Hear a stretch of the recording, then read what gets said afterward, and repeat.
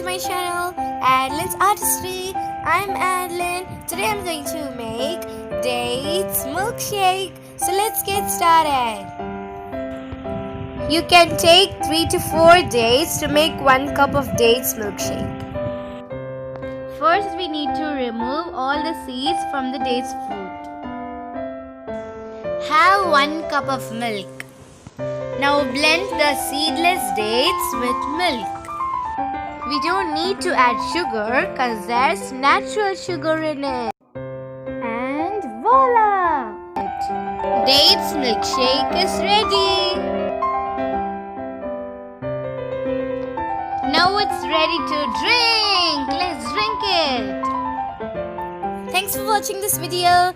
Please do like, share and subscribe to my channel. I'll see you all next time. Until then, bye.